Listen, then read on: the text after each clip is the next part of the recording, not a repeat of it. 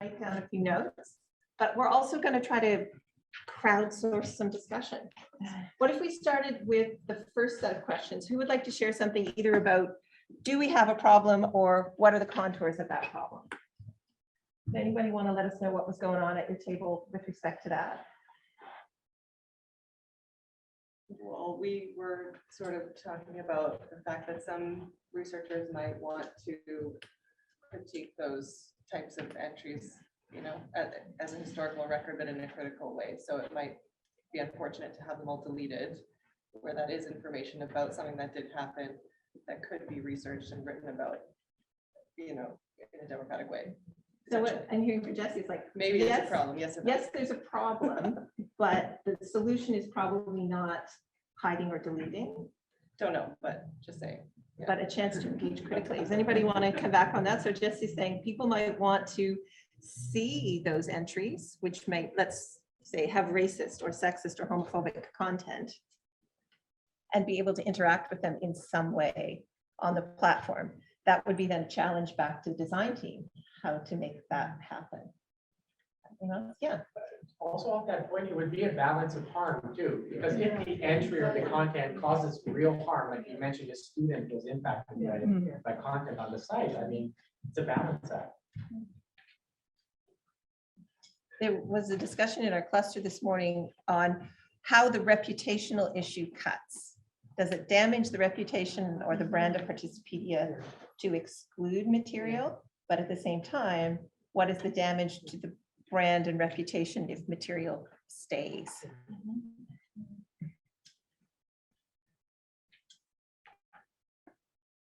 Yeah. First, I want to say the work you're doing is you're really good at, really like the way you parsed out these pieces. But the second, the question of whether you have a problem interacts with the values and principles. So those are interrelated. One of the discussions that we've had around our table is whether we could think about the status of people as speakers, right? So entries that in effect strip people of their status as speakers, that damages the core of democracy. So it was right to our mission. So I think that the principle there might just be that. The question of process, whether you keep the stuff and rather than delete it, that's pretty interesting. I don't think we thought about researching these entries, but that's the sort of thing that where you might hide, and with permission from the management team or something, these entries could be revealed to somebody who wants to research them. So the content remains there, but it's not publicly available. So I will ask a devil's advocate question back, not necessarily to you, anybody could answer it. What do we currently have enough in the editorial policy and the mission statement to make a decision about hiding, which is, again, is there a space for something more robust here? I don't think we do. I think that you're right that there's a missing piece there. And it's an issue that we just didn't, when we were writing the mission statement, we knew was there, but didn't quite know how to tackle. And I think the related question, Karen, is can we find a solution that answers all scenarios and all questions? If we're thinking of something more robust, I'm hard pressed to think about what can be more robust than the mission statement we have and the community statement we have. How prescriptive can this be with it? I mean, because if you look at the cases you just revealed, the White Citizens Council entry is very different from the All Lives Matter, the Blue Lives Matter, and the other entries. The White Citizens Council entry, it's an extreme form. Yeah. But I would argue that the Blue Lives Matter and the All Lives Matter entries are right there in that gray zone, where it's not so clear-cut, and that's really where the challenge would be.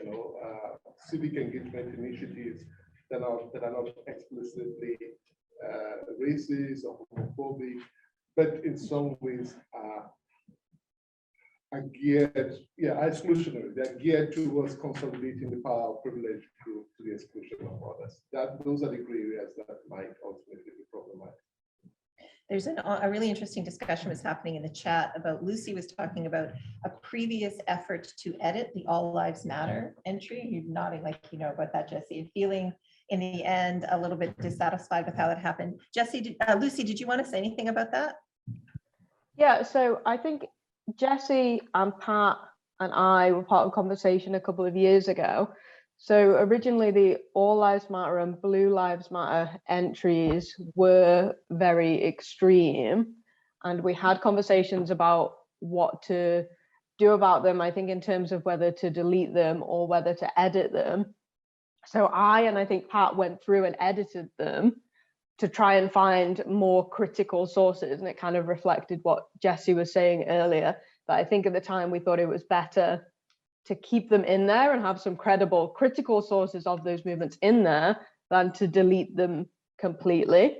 And like I was saying in the chat, that like these days I would probably I would have just deleted them, but at the time I think we were concerned about the sort of gatekeeping aspect of a crowdsourced platform in removing them completely. So I think that was some of our reasoning. But I think having a policy that's very clear is incredibly important for like the editorial team and also for users to see what's acceptable and what's not when they're putting something on the site, I think would be really helpful. Anyone else in our online space that would like to chime in? We hear you super well in the room. Because Laura raised an interesting point, which she says that Wikipedia does provide a framing for All Lives Matter, and they say All Lives Matter is associated with an anti-Black Lives Matter movement. So they frame, so that's also a possibility, right? Where we frame these entries briefly. Yeah, I was, this is Laura here. I was curious to see what they did. And so I went and looked up their entries. And they just provide some contextualization. So All Lives Matter, exactly as you just read out, is associated with an anti-Black Lives Matter movement or associated with a sort of certain kind of conservative thought. So they don't leave it up without any kind of contextualization. And then they provide, as Lucy was pointing out, some critical sources to back those statements up. And that's right at the top. You know, it's kind of the first thing you read on that entry. Brilliant. Patrick wanted to come in. Yeah, I just dropped a note in the chat about this too, because I remember pretty clearly, and I put in a little bit about the White Citizens Council entry. I can't actually, it's a while ago when it was first posted, so I can't remember exactly what it looked like at the time. I don't recall it being proselytizing in favor of the White Citizens Council. I remember it being a somewhat thin, I think, student-written report by actually a student who was at a Southern university talking about something that had happened in their region. And so I played devil's advocate, and so, but we have since improved it, I think, if it were to be something that was continued to be on Participedia. It states again very clearly in the beginning, this was a exclusionary white movement. And I think the challenge here is sometimes you will get critiques from people who are outside our work, our connected fields, that citizens banding together in what in many ways appear to be robust, small d democratic ways are not always organizing themselves in favor of what we would consider democratic values.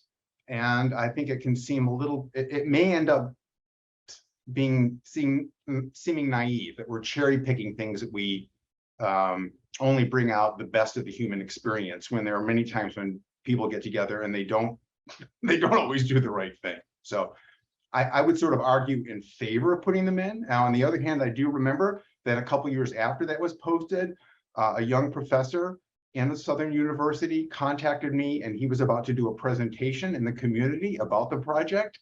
And he asked me to hide that entry because he didn't want it popping up while they're doing their presentation. So there are issues.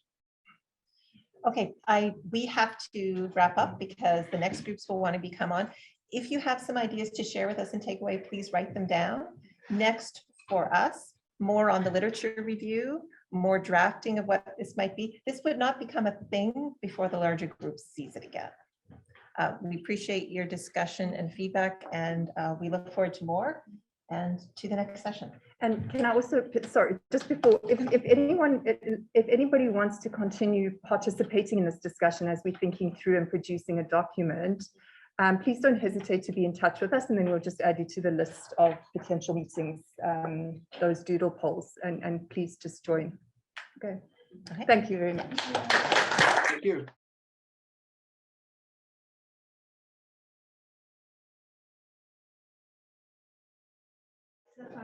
Hi, everyone. I'm Nick Vlahos. I'm a postdoctoral fellow at the Center for Deliberative Democracy and Global Governance. Really excited to be here. First conference in several years. Not the first time I've been to Hamilton, though. I used to visit here frequently back in 2015 when I volunteered for participatory budgeting in Ward 2 Hamilton, which was an exciting project, especially in its initial year. And then later with the People's Platform. I don't know if any of you are familiar with that, but that was an exciting project. That the People's Platform was a collaboration between incumbents that were running for municipal council and residents. And the idea was that the residents would come up with a platform that would be then put forth to the municipal council to run on. Interesting stuff that I'd be willing to talk about at another time. So we're here to talk a little bit about the Participatory Governance Cluster and what we've been up to. There we go. So just briefly, I want to make sure that we do a land acknowledgement. We're on the traditional territories of the Erie, Huron-Wendat, the Anishinaabe, the Mississaugas, and so grateful for, in recognition of the land that we are on. Today, I'm just going to do a very brief update of the cluster and our work, which includes some of the individual work that relates to Participedia and our individual work that fits within the participatory governance frame. I'm going to have 3 presentations, one from Bao Yang, who's going to be delivering that virtually, one from Hans, who's another fellow from the Center of Deliberative Democracy and Global Governance, and one for myself. Very briefly, I'm stepping in for Thami Pagrabenchi, who wasn't able to present today. And just want to give a real big shout out to our clusters members who have been really excellent in working together, and especially Friedel for the amazing work as our RA and putting everything together. Big thanks to you. Woo.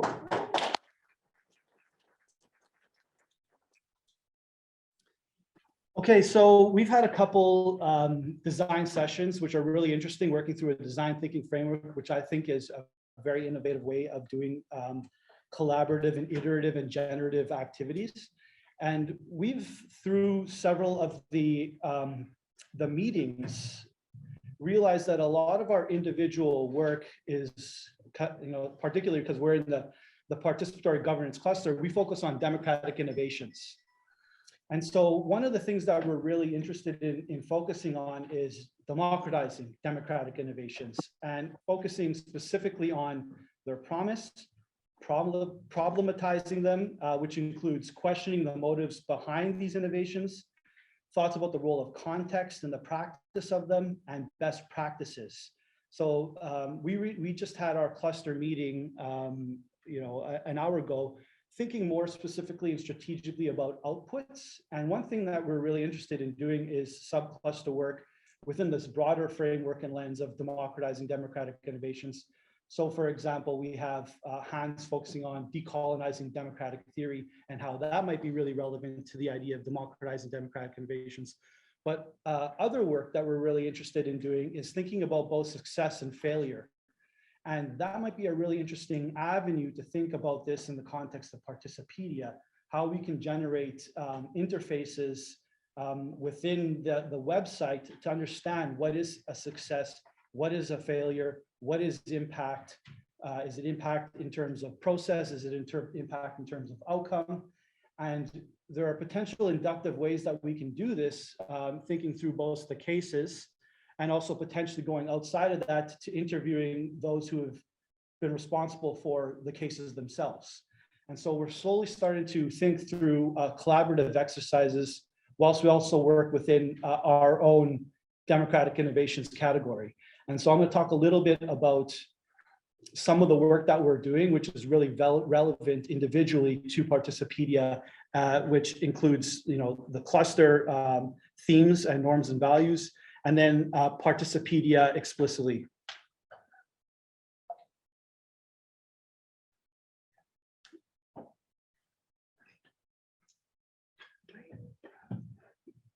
Okay, great. So very briefly, I'm going to run through this so we can get to the presentations. Fahmi Pogrebensky has been focusing on collective intelligence during the pandemic, collective intelligence and how it counteracts disinformation, how citizen participation in climate assemblies is limited and should be expanded, and the impact of democratic innovations in Latin America. Just to highlight too, if you're really interested in any of this work, to reach out to the cluster, we'd be happy to talk more about this.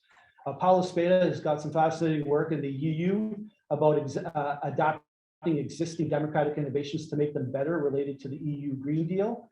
He's been working with gamified design thinking and activities to explore the intricacies of deliberative and participatory systems. And we've heard a little bit about this, Participedia classes on democratic innovations. We also have John Gaventa, who recently produced through the IDS Center Against the Odds, which offers insights into how people experience governance relationships, mobilize to make claims of authorities and strategies to demand greater accountability against the backdrop of fragile citizen-state relations.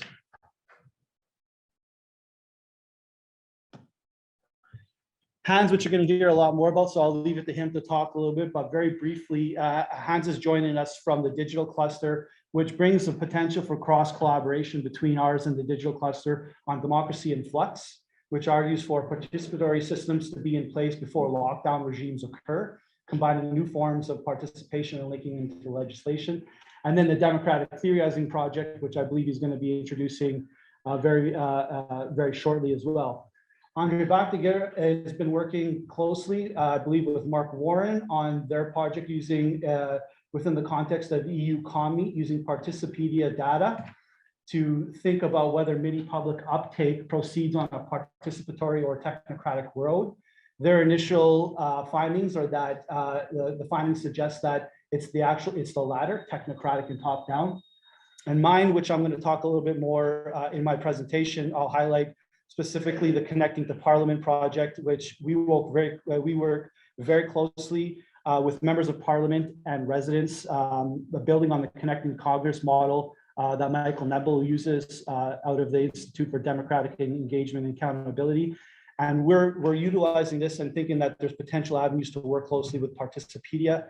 And then, of course, our own Deliberative Integrity Project, which a bunch of us are working on from the Center for Deliberative Democracy and Global Governance. Friedel, we got Lucy Perry, we have Nicole Corrado, Selena Khan, and myself. Friedel has done some really good work on examining Participedia cases in the context, mini-publics, and specifically in the context of Australia, to understand how this takes place in real life. And I've been interviewing practitioners from various organizations to understand what integrity means in terms of from a practitioner's lens. So that's the very quick update on our cluster, and I'm going to turn it over to Yang to share his presentation. Thank you for invitations. So what I do is I will focus on the issue democratizing and democratic innovation, take as a case of the China. So I will address the three set of the questions raised by the Friedels. So first question that he put forward is, what does democratic innovation mean for you and your research? So what I will do, I will briefly look at the case of the democratic innovation in China, address some of the problems, and then there's this call for democratizing democratic innovations. So first, let's look at some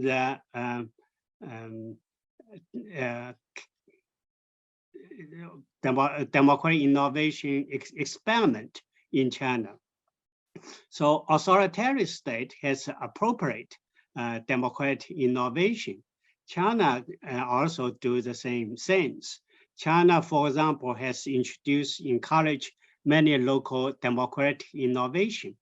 In Chengdu, for example, over 40,000 projects in more than the 2,300 communities were implemented through the participatory budgeting between 2009 and 2012. Chengdu has since deepened its participation budget experiment through the development of online digital forum last year, which they consult with me about how to do this kind of digital deliberation. I made some suggestion and to make them more deliberative, but they did not adopt my suggestions because anyway, that's a long story. So China tried also to follow the Western monetary democratic innovation, like the public inquiry, judicial review, citizen evaluation, infrastructure project, embrace Japanese style quality investment standard. Last year, the China-European Union Comprehensive Agreement on Investment includes provision for protection of workers' rights. In place such of the Sri Lanka post-campaign announced that extensive consultation, joint contribution, share benefit. Yet unexpected events can extinguish those promises. A corruption scandal, a poison food chain, or suddenly social resistance suddenly can disrupt Chinese the One Belt One Road project. So there's a very strong case of the democratic innovation in the authoritarian state of China to deal with issue of a fake or half-hearted democratic innovations. So I will look at this second question, that is the issue, what are examples of the doing this, especially from your own work or current project? So I will look at the case of the public participation in public pricing. We might call a term this participatory pricing, PP in short. That we have a participation budgeting, participation management, but when it comes to the pricing, China is different from Western country. Western country is a kind of private economy dominated market. Chinese market is dominated by the SOEs, and then the SOEs, state-owned the companies, they cannot decide the price alone. So when it comes to the public utility, electricity, gas, the taxes, those are public price are decided by the state and the citizens. So they also have this involved this participation pricing. So I will look at those three areas. It's a kind of the government have this kind of request this voluntary enrollment for participants, disclosure of information, free of the pricing plan, and a voting device. So I will look at those four, and so first look at this kind of, there are kind of four kind of the problems. One is participants selection areas, and they have expressed procedures. Say, for example, the state have passed a law in 2008, require this all the government must be hold a public public meeting to decide the either decrease or increase the price for electricity for other public utilities. And that official documents have this clearly, they have a message, a procedure that is they must consumer and business representative must be determined through voluntary enrollment plus random selection or through a recommendation. They also ensure that the in terms of distribution of participants, at least 40% must be ordinary citizens. So they have a very explicit procedure there, and they also require the final voting to decide the result. But those procedures sometimes are obscure and largely due to this kind of considerable discretions left to the local government authority. So a wider practice is that the local government sometimes employ retirees to act as voluntary participants to ensure a small process. So those participants have a kind of mocking name, professional public hearing participants. In Chinese, they call the 听证专业户. So we did a case study in Shanghai. We didn't find such a phenomenon in Shanghai, but those phenomena did exist in Chengdu. The second issue is a pre-meeting, before the public meetings on the pricing issue. They always have a pre-meeting, and then they will disclosure of information. But the disclosure of information always is in the asymmetrical manners. And the information they provide is not completed. Always there are some selected information in form of a financial assessment, examination reform, or examination report from so-called third-party audit always remain absent in most cases. So for example, we did a case study in Shanghai, and they provide all the information, very impressive. But what is missing is a key information about this, some critical issues. Those information are missing. The third issue is the pricing planning, the price plan. So they have the citizens do have a freedom of choice. Then those choices are within pre-existing boundaries. So in the early stage, the participants will consider a price adjustment. They have to make two different kinds of decisions. One is whether to increase or decrease the price. Second question is how much. But over the time, the local authorities discover that the best way is don't discuss the first step of question, whether or increase or decrease. Just focus on the how much. The case we did in Shanghai is that they just have when they come to the taxi price increase, they just have two plans. Both are increase, and but both increase are in different kind of way, in different manner. So the citizens, participants were constrained by choice already set out in the plan. So if a participant in this case oppose the price increase, he or she had no opportunity to express their opinions. The fourth problem is kind of final decision, is regarding the unbinding vote.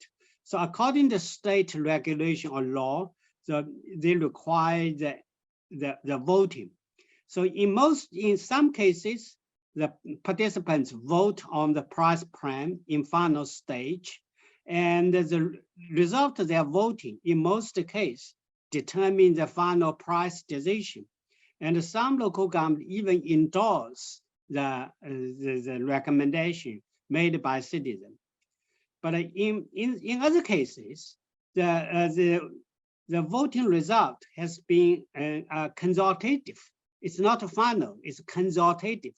So the local government have a discretion power to disregard the recommendation made by citizens. So there are a few examples of that.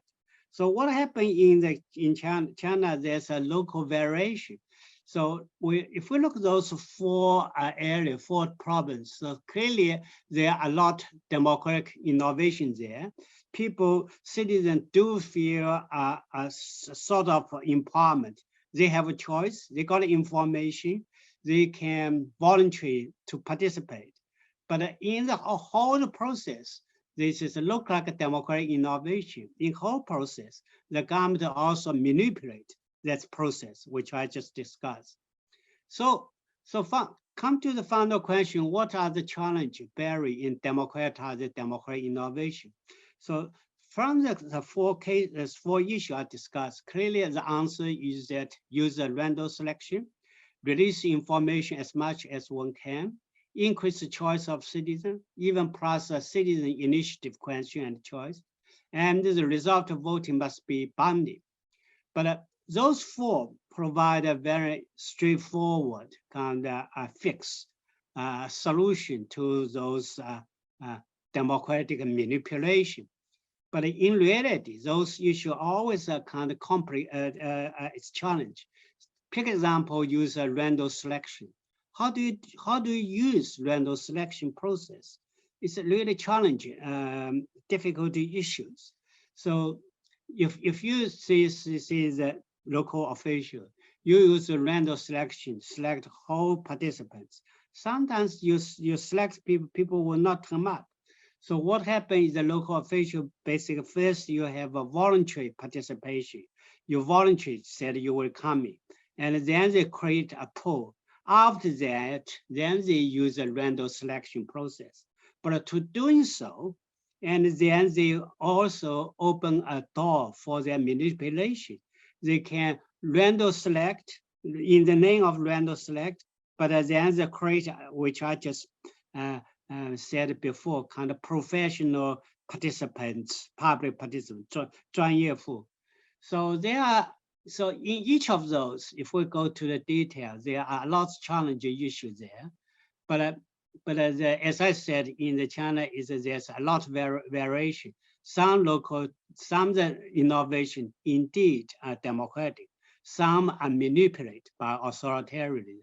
So we needed to do kind of case by case in terms of Participedia documents, case by case, to detect. Some of the cases generally have democratic innovation.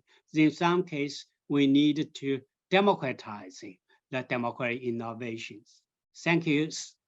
Okay, so I would like to contribute to this debate of democratizing democratic innovations by drawing on a recent paper that was published in Political Studies Review. I called it Rethinking Democratic Innovations, a look through the kaleidoscope of democratic theory. And what I'm trying to do here is draw on democratic theory and democratic theories in plural, actually, to democratize democratic innovations.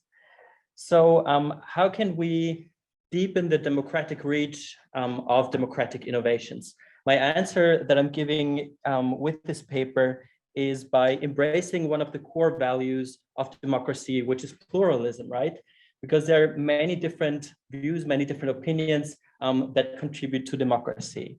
What I mean by this is, if we look at the current conceptualization, how we think about democratic innovations, then we see that they're mostly conceptualized from a deliberative perspective, right? So deliberative theory has been, is a dominant field and has been very influential in shaping how we understand democratic innovations. So if we think about deliberative mini-publics, deliberative polls, consensus conferences, it's obvious how deliberative democracy plays a crucial role in understanding them. But even if we look to referendums, to participatory budgets, they're often conceptualized from a deliberative perspective, and deliberative democracy is also often in the background when it's not explicated what the theoretical lens is that is applied here. If we think of Graham Smith's democratic innovations, he does not situate it in any perspective, but we see that he talks about inclusion, about consider judgment. So they are very deliberative terms here. So my suggestion here is that democratic theory has much more to offer. There are many perspectives in democratic theory. And what I would like to do here is draw on participatory, agonistic, and transformative lenses to look at democratic innovations from these perspectives and see how democratic innovations might appear differently. So that is what I call the kaleidoscope of democratic theory, right? Looking at the same object of study through different lenses. And in our case, it's looking at democratic innovations from different lenses in democratic theory. So I will do that with the help of 3 recent books that have been published in each of these fields. So there's a participatory democratic book, an agonistic democratic book, and what I call transformative democratic book. And I'm just going to briefly go through these 3 lenses and then come back to this idea of how can we rethink democratic innovations by looking through this kaleidoscope. So if we look at democratic innovations through the participatory lens proposed by Albert Zur here, we can see that democratic innovations appear in unlikely places. So while the deliberative conceptualization of democratic innovations often focuses on state-led processes, on deliberative design of these spaces, Albert Zur talks here about participation at the workplace, but also in prisons, for example. And I draw on Carol Pateman here. She talks on democratic innovations, if you will, and not her language, in the bedroom, right? How can sexual relations be democratized? Democratic innovations appear very different here. It's a kind of bottom-up, everyday, organic, participatory culture that produces democratic innovations. So very different from this idea of an somehow artificially designed space, designed from an academic position. It is here the idea that these innovations are created from the bottom up. The agonistic perspective, here Mary Paxton talks about agonistic democratic innovations that are agonistic spaces for venting conflict in a safe environment, right? So agonistic democracy is a lot about articulating conflict, but it is also about maintaining conflict or channeling conflict, right? So democratic innovations are actually an ideal space for articulating conflict, which is probably undermined by a deliberative perspective, or at least so she argues. Democratic innovations should give rise to passions, to personal exchanges, rather than focusing on expertise. If we think about mini publics, how they are usually conceptualized, experts play a key role. And she says we need everyday knowledge. We need an exchange between participants that needs to take center stage here. And lastly, the transformative perspective that proposes that democracy needs deep transformation. There need to be deep societal transformations, radical transformations. They also talk about democratic innovations. Here, democratic innovations, however, are spaces that challenge the neoliberal order and are part of systemic transformation. So very different, a radical conceptualization of democratic innovations. This debate focuses on the commons, right? For example, is Wikipedia and democratic innovations in itself? Obviously, this counts for Participedia as well. And the occupied spaces, which are occupied by social movements, can we see them as a democratic innovation, as a democratic space as well? So by looking through these different lenses on the same object of democratic innovations, I think we can rethink democratic innovations.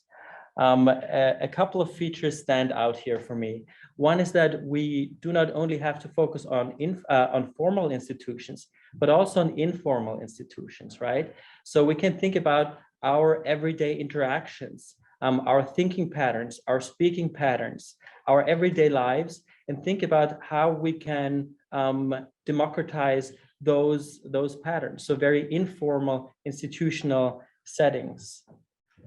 I think these three lenses also bring us back to a deep normative commitment of democratic innovations, which the deliberative perspective obviously also contributes to.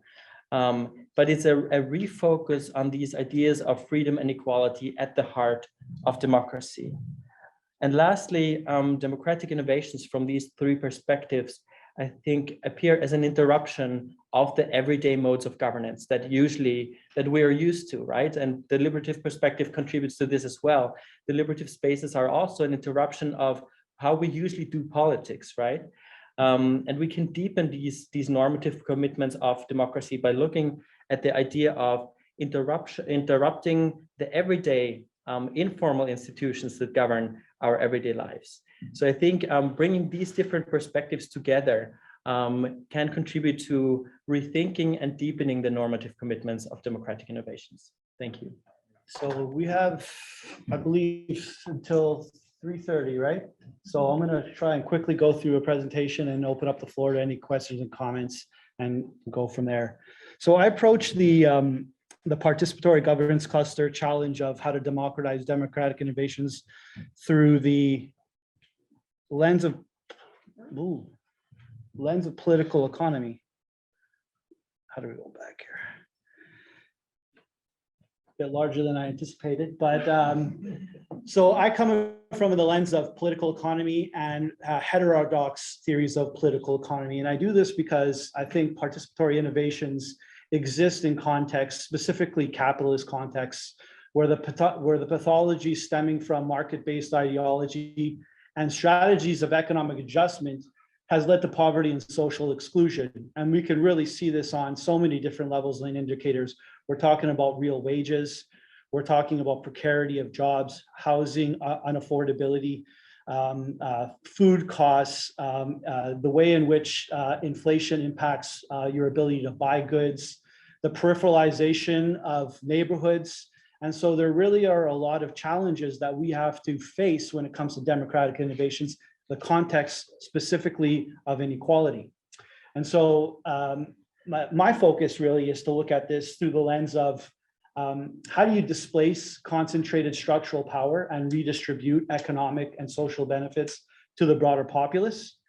And there are a couple lenses that I approach this through, and one is through a geographical spatial lens to think about how democratic innovations and how economies operate across space and geographies, how they operate at an urban level, at a regional, sub-regional, at a national level, how they exist in spaces and places. And the next one is to think through social well-being. How do we define what counts as social well-being? Who defines what social well-being is? And I think that's important because there are different ways recently that are arising where the public are being involved in defining social well-being that are innovative, participatory, democratic, but there are still ways in which they're stratified and might be exclusive. And so we can think of, and I'll talk about this in the case examples, which are local, is thinking about social well-being from new lenses like a Human Development Index, or new lenses like the World Health Organization's Urban Heart Index, and how that is multiple indicators to contribute to elevating social well-being, and ultimately what I call decommodifying social well-being. So traditionally, we can think about the ways that we think about social well-being in terms of land, labor, and money. And that's a very Polanyian way of thinking things about the commodification and the decommodification of land, labor, and money to really help with elevating social well-being. Now, of course, the welfare state historically has been really involved with this. This is legislative-based, it's cabinet-based, political party-based, and it's led to some really progressive movements, specifically in Scandinavia and in other parts of Europe in terms of unemployment insurance, sick leave pensions, and healthcare. But it hasn't really involved a lot of the public. It's not really participatory or deliberative. More recent ways of thinking about this and turning social well-being sort of upside down is allowing the public and stakeholders to involve with in this process. And so stakeholder base is more expansive. It's starting to involve more actors involved in the process. And then there are community-driven processes where you can see it's even more expansive, where when the public gets together who are all affected by the issues that they're facing within certain communities, and they can define the indicators that are important to them and strive to establish governance mechanisms to elevate the social well-being of their own neighborhoods. So just to give you two examples, I have one here, which is, this is a map of Toronto. So this goes back to my geographical understanding. If we have a look at the red circle, that's the downtown core of Toronto. That's where the tertiary sector is very strong. That's where the health and finance sector is really strong, and it's fomented a very good economy for certain types of employment, right? But on the outskirts, this is where the orange is. This is actually a legend of neighborhood improvement areas. We started to examine at the City of Toronto neighborhoods and their overall health relative to each other. There's a peripheralization, which I believe is David Holchansky calls the three Torontos. The inner core wealthy, outer core starts to become what some call ethno-burbs. Marginalized residents are pushed out of the core because of expensive, how it is to live inside. But interestingly, and coinciding with the way that this is, there's also a peripheralization of participation in these neighborhoods. And one of these mechanisms is coordinated through the City of Toronto called neighborhood planning tables. They bring together a lot of social, they bring together a lot of partners to tables, including residents, to elevate the social well-being of the neighborhoods, to bring them up to the rest of considered, a reasonable level. So within these neighborhood improvement areas, there's 15 neighborhood planning tables, and some of these are purely stakeholder-based. Some of them are purely resident-based. It depends on the neighborhood planning table in itself. And some of them have hived off because they want to be a lot more radical in the way they do this.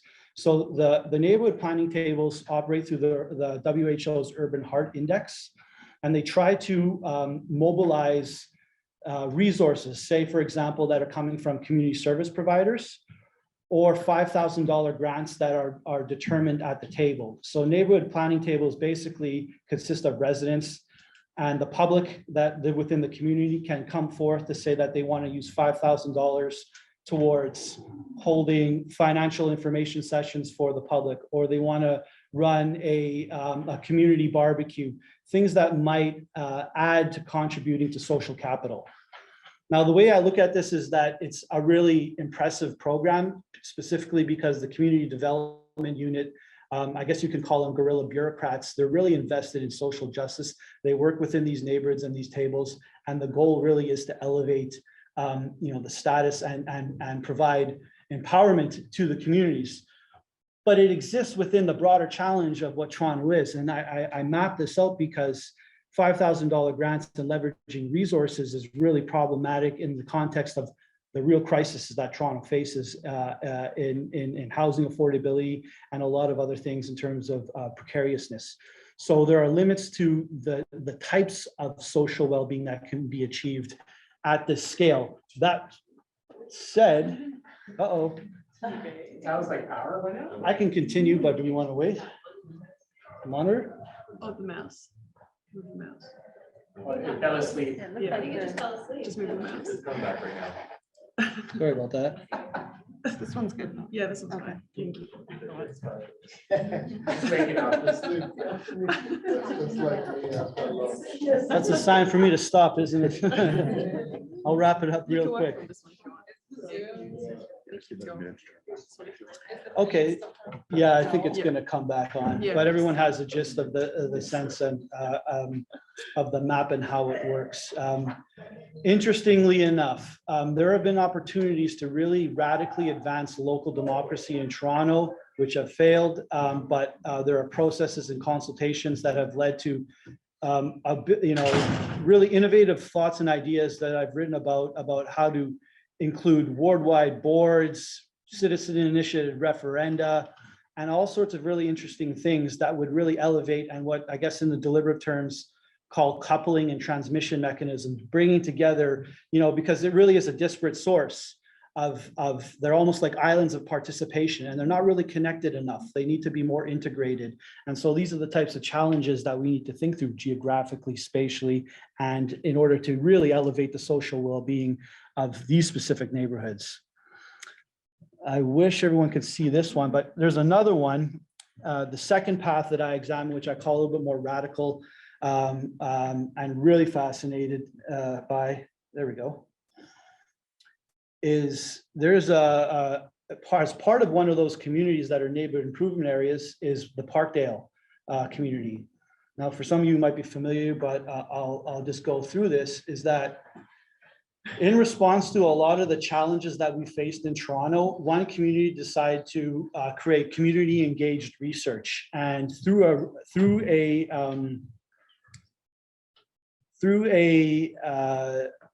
local association or a recreational facility, they started to come up with how can we address problems of food injustice and food justice, and how can we focus on real challenges of unemployment and housing unaffordability.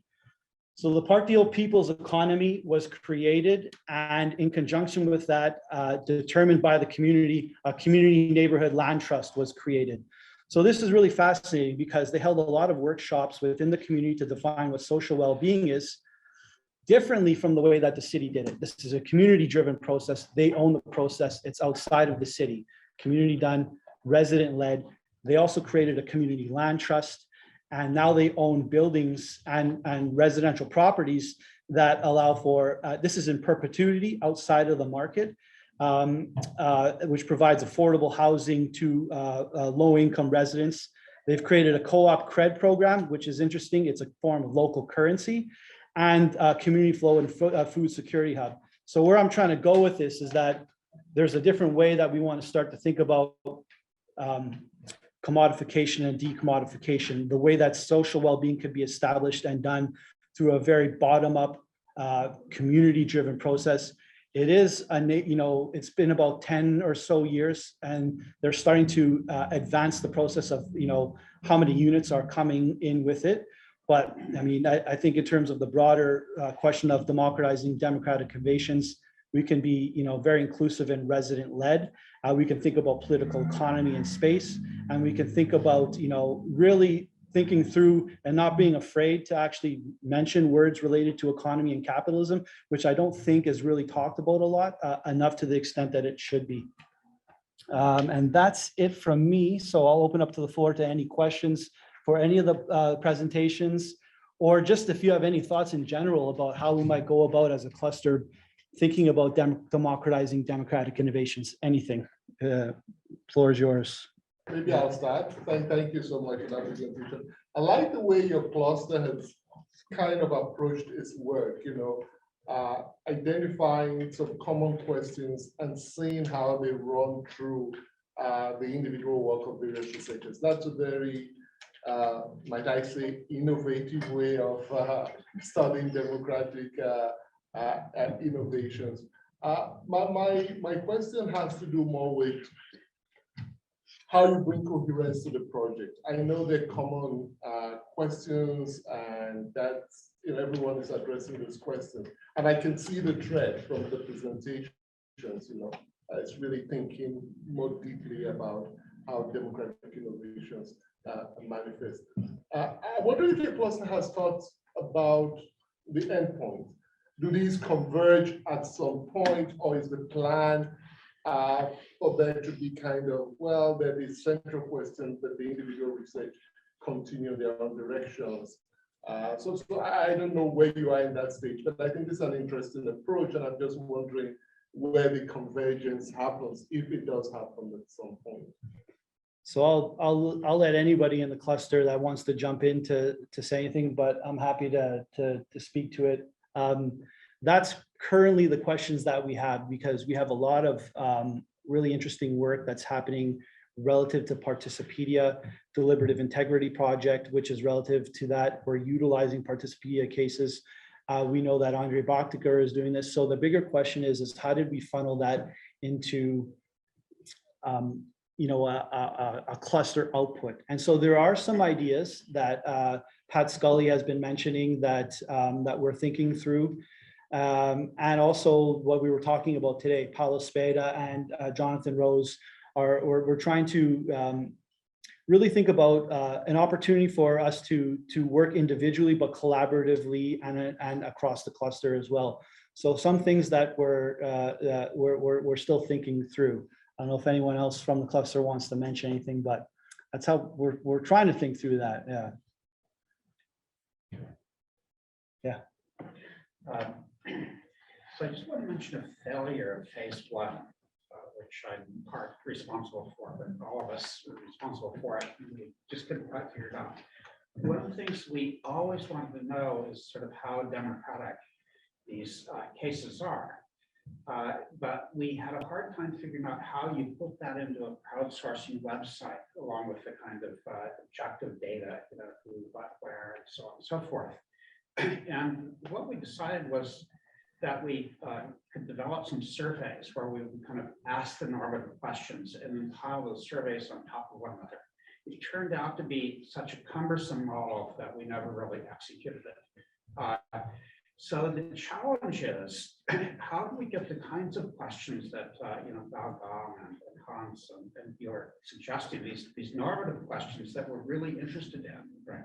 How democratic and what dimensions? How do we get that into a website like Participedia in a way that is not so cumbersome that it just doesn't happen? I posed that to the group because, but this is exactly what we were talking about 2 hours ago. Really thinking about how to interface with the website and include that.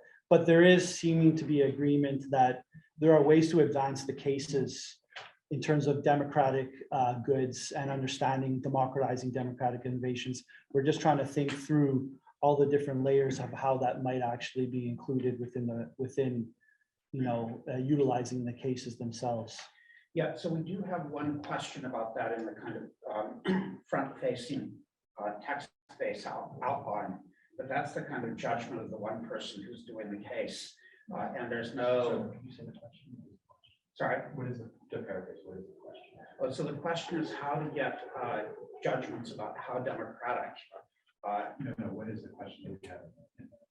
Well, on the website. Yeah. So this is part of the suggested outline for the text, and I think the heading is something like we should go back on the website and find out, but you know, how did things work out, right? So that's the kind of judgment question. But it's not a leading judgment question. It has no particular structure.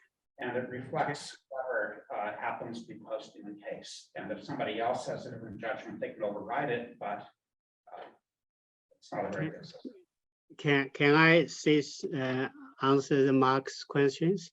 It's as I said, that if we adopt those 4 criteria, look at those kind of cases, and it's sometimes just as I said, if you look at that, they have a participation. If you look at those case entry in participation, they have a people's participation, they have a voting, and a citizen makes a decision. They have information available.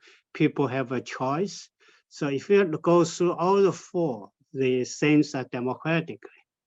But at the same time, in each of those processes, there is a hidden control process there, hidden official manipulation.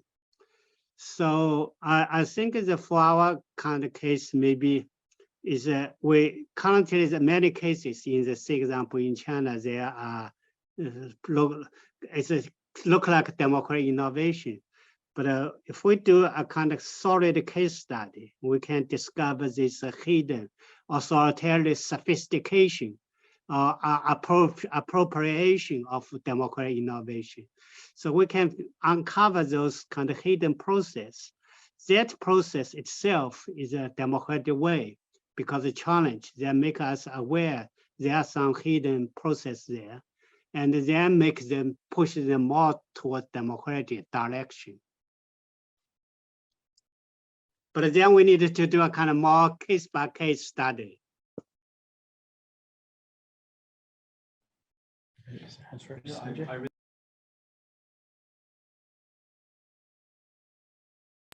Democratic innovations, because as we were just talking about, doing it over the year in clusters and broadly, you can have innovations that use techniques or institutions that we associate with democracy for undemocratic sort of means.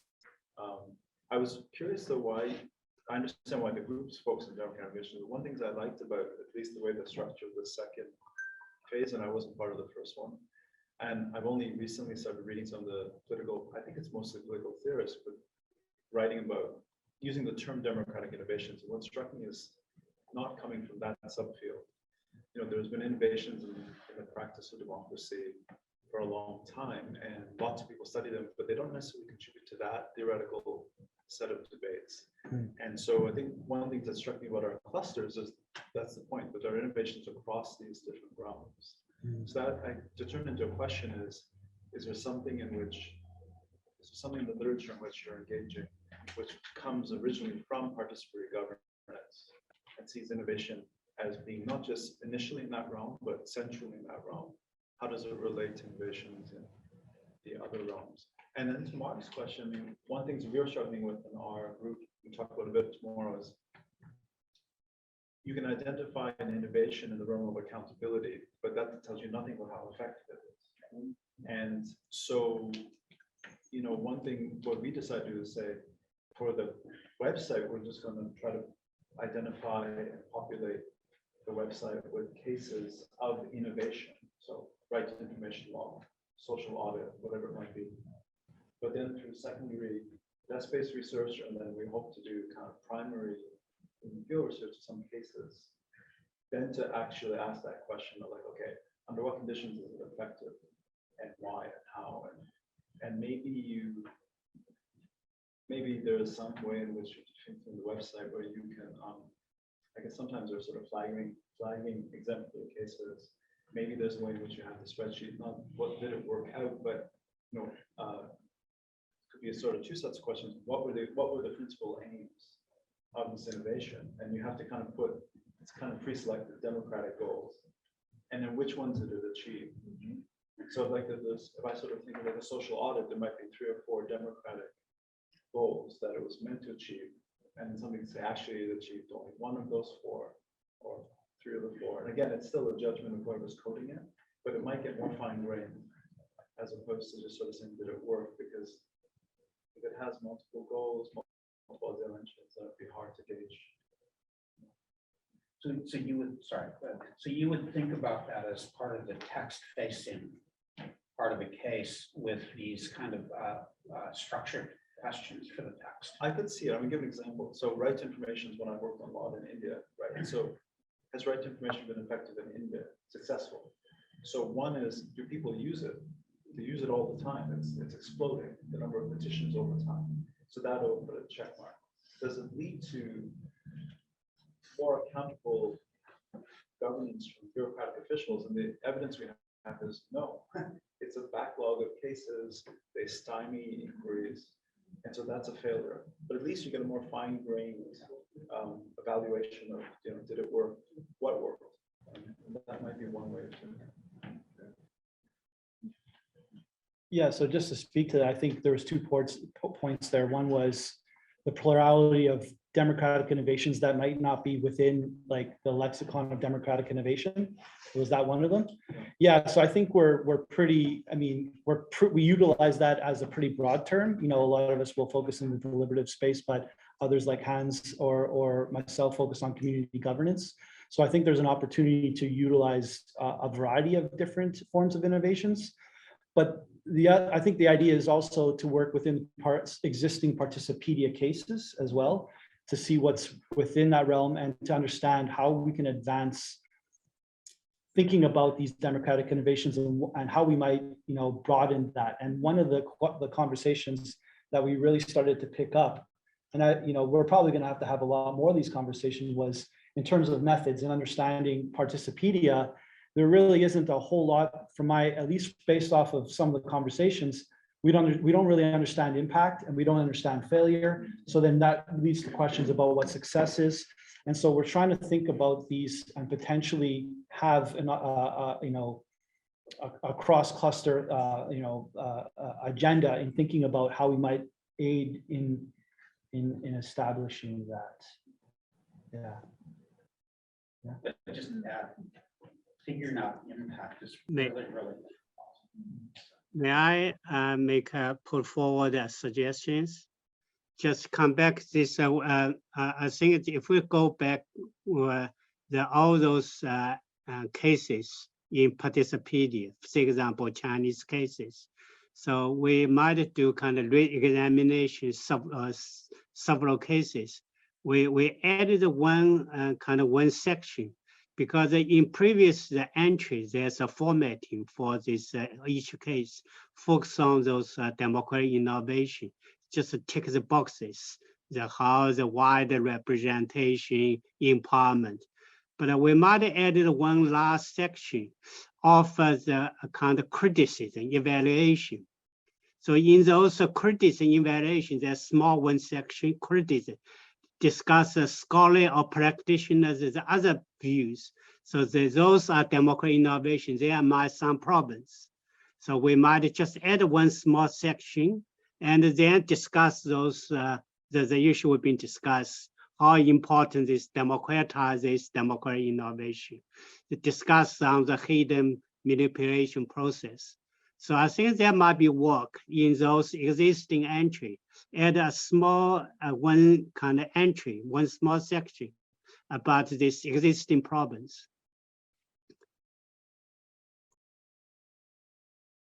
I really appreciate you staying up.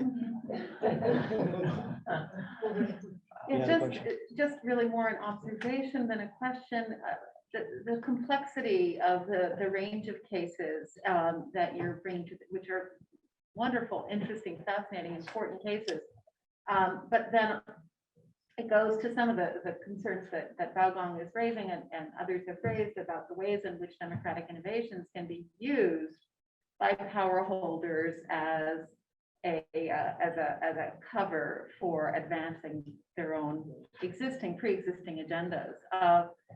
And also how the very proliferation of democratic innovations can create a smokescreen where that makes it more difficult to diagnose the democratic failures of an existing system.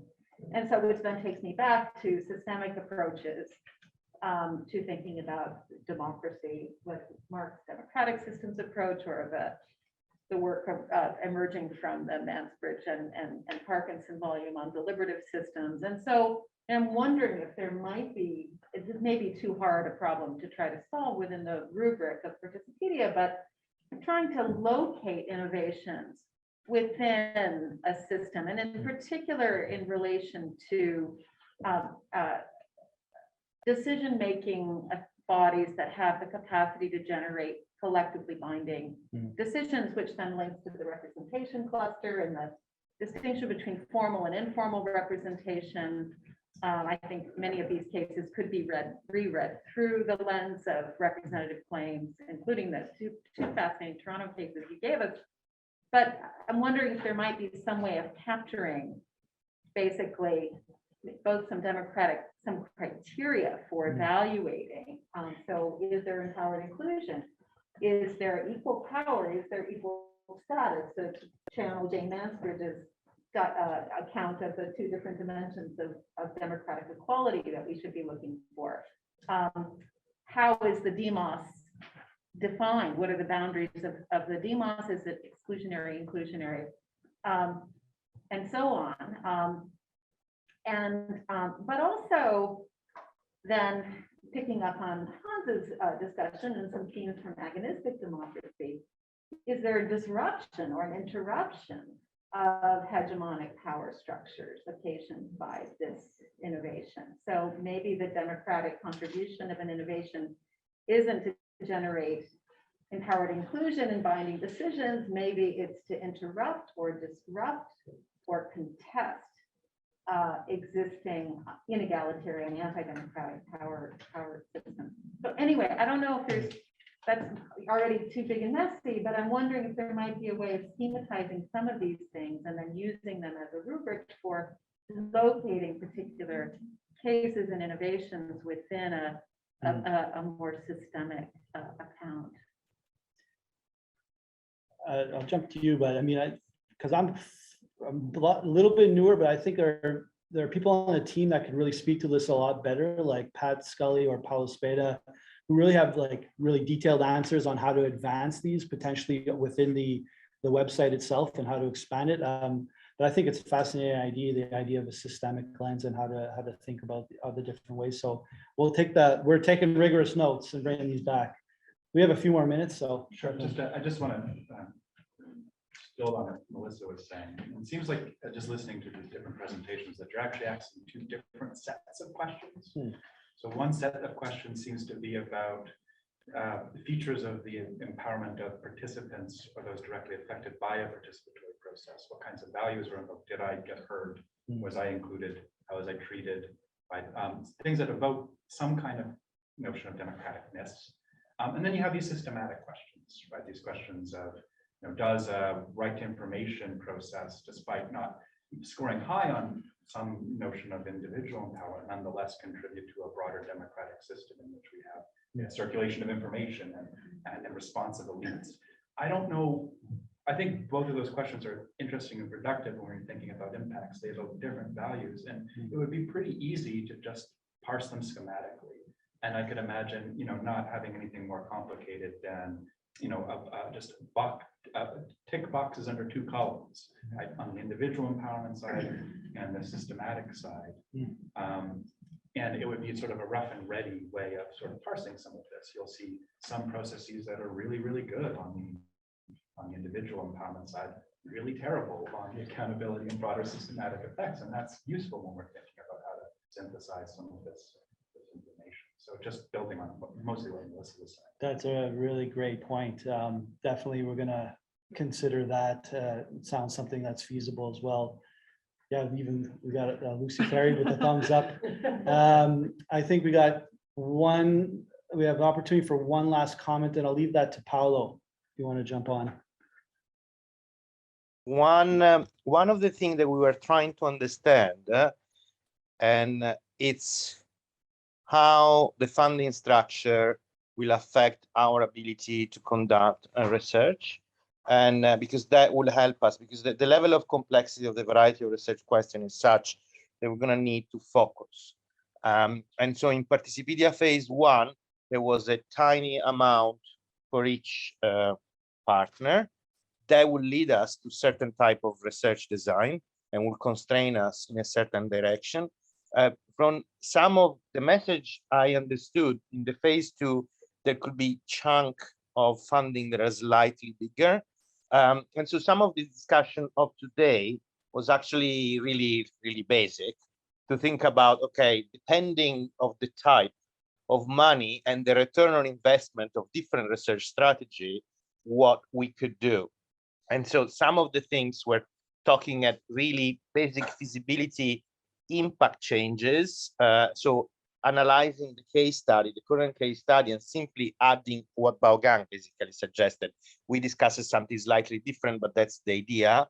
And then piloting it with basically minimal resources in 12 universities.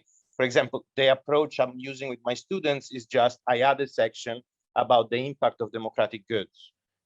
That's one way, but we could figure out basically make the qualitative case description a little bit better, and we could pilot actually 2-3 approaches really experimentally, not in the sense of randomized controlled trial, in the sense of trying different things, and then we report back, and that could be a very cheap design that we can do basically by ourselves.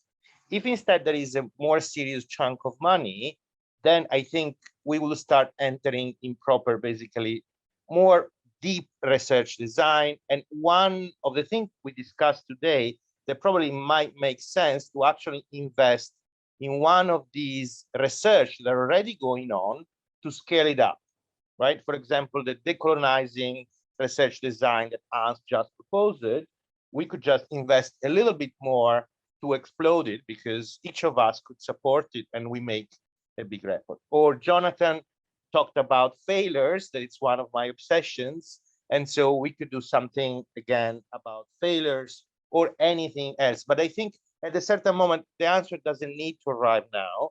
But at a certain moment, a better understanding of the type of profile of funding will really help us do the next step. Because at the moment, we have a number of fantastic research design that are costly, some that are medium level and some that are cheap. And so the input from the funding side be basically allow us to rank. Can I briefly respond to Yeah, yeah, that? yeah. So one of the great things about Participedia, phase 2, is that it's been designed to address some of the questions that Paolo just raised. So the budget of this project is available on our internal site. So there's a lot of transparency. So I urge you to go take a look at the budget. So for years 1 and years 2, like I said before, all co-investigators get a chunk of money, some collaborators too, depending on me.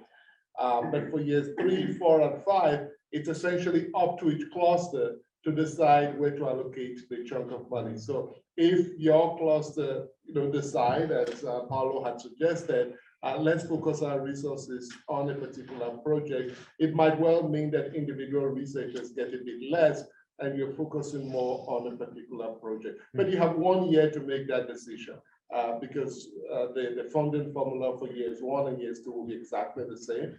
Every co-investigator gets a bit of money. But from year 3, the executive committee that has all the cluster leads at the table will be making decisions about how to allocate funds based on cluster priorities.